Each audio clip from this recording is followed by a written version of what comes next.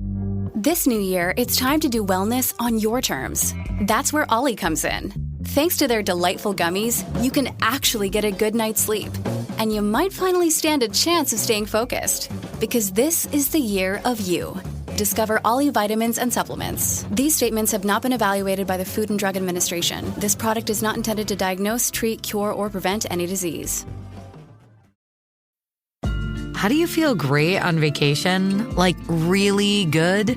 Easy. You go to Aruba. You'll spend your time relaxing on cool white sand beaches and floating in healing blue water. You'll immerse yourself in natural wonder and find your center on an island where things move at your speed. You won't just feel great, you'll feel relaxed, renewed, and ready for life. That's the Aruba effect. Plan your trip at aruba.com. This is Optimal Finance Daily, episode 2647. Could you be saving too much money? Part 1 by Jessica Jokisch with ChristineLucan.com. And I'm your host and personal finance enthusiast, Diana Merriam. Today, I have a longer article for you. So what I'll do is split the article up, reading the first part today and finishing it up tomorrow. So with that, let's dive right into part 1 as we optimize your life. Could you be saving too much money? Part 1 by Jessica Jokisch with ChristineLucan.com. Could you be saving too much money? That is the premise of the book I just finished reading called Die with Zero by Bill Perkins. I picked it up somewhat reluctantly because dying with zero money seems to go against everything I've learned about personal finances over the past 2 decades. And many of the clients I work with are behind on their savings and retirement goals. I dove into the book anyway, trying to keep an open mind. I'm glad I did. Saved money is meant to be spent eventually. I agreed with the author wholeheartedly on this point. We've been conditioned to see saving as good and virtuous, and spending as bad and irresponsible. This bothers me a lot. I frequently say that spending and saving are 2 sides of the same coin. Saved money is meant to be spent, at least eventually. We save for retirement so we have money to spend when we're no longer working. We save for our kids' education so the money's available when the college bill comes in the mail. We save for emergencies so that the money's there to take care of them when they occur. Saving just to have money for no purpose is rather purposeless. According to the author, the trick is to arrive at the grave as close to zero as possible. You might want to spend it sooner than you think. I'm a big fan of enjoying life while you're working on your various long-term goals. With Die with Zero, Perkins advocates spending money earlier than most financial pros do. We think we should save until retirement hits, then flip the switch to spending. Saving leads to retirement, which leads to spending. There are 2 problems with this. Number 1, people have a hard time switching gears from saving to spending with ease. If you've spent most of your adult life ingrained in the savings habit, you're going to find it hard to do a complete 180 and feel safe spending your money down. I find it's better to have a balance of saving and spending on meaningful experiences from the get-go. And number 2, some life experiences are better when you're younger.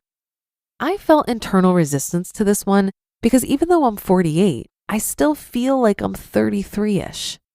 But let's say you have a dream of surfing in Hawaii or snowboarding in Alaska. You're going to have a better experience doing it when you're 23 versus 53.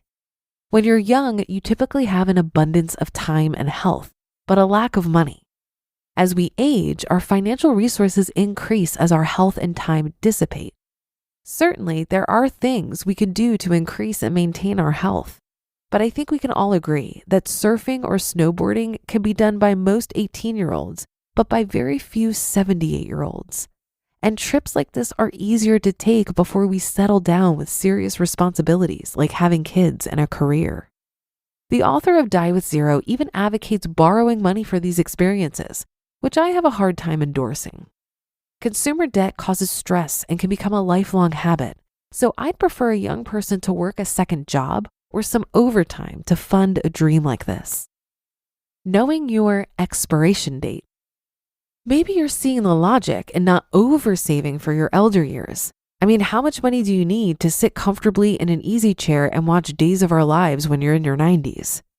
The big question mark in the formula is, how long will I live?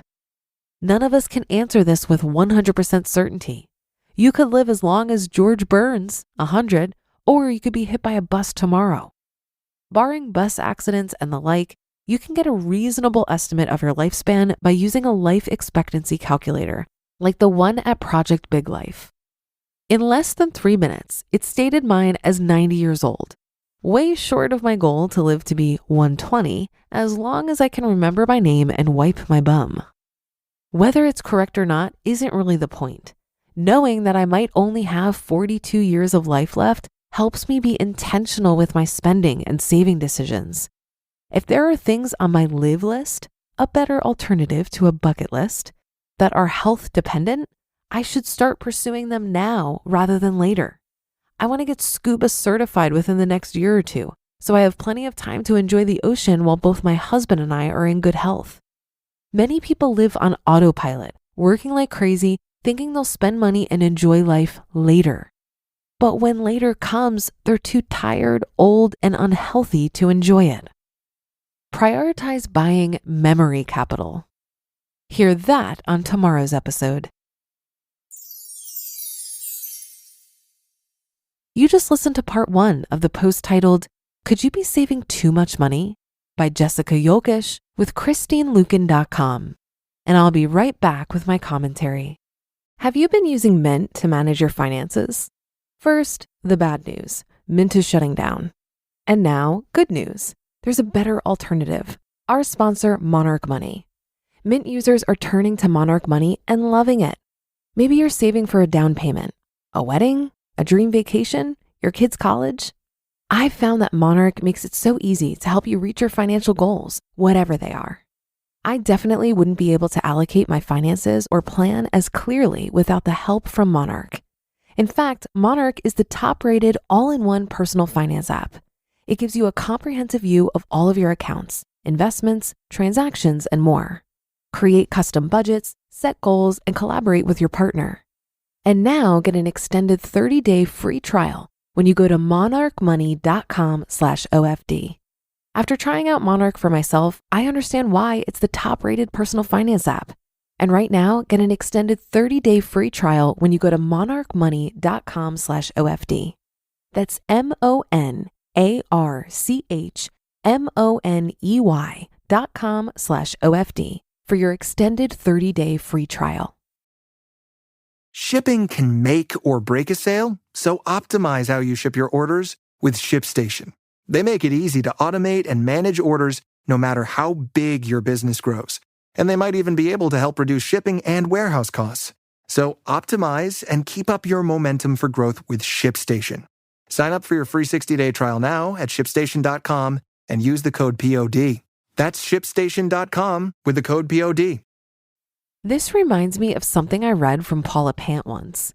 She describes saving as deferred spending. I think we forget about this when we treat having money as the end goal. But when we really think about it, money is just a tool that can be used to live a life focused on what matters. Money itself doesn't matter. And if your goal is to just sit on a big pile of money without any purpose for it, well, you might find yourself tragically unfulfilled when you reach that goal. I've come to learn that money is only as valuable as your clarity on how you're going to use it and your comfort level of how much is enough. The money you're saving for deferred spending benefits from having clarity, and the money you're investing can lead to financial freedom as long as it eventually feels like enough. But that's just the first half of the post. I'll finish the rest for you tomorrow. So with that, have a great rest of your day, and I'll see you back here tomorrow for part 2, where your optimal life awaits.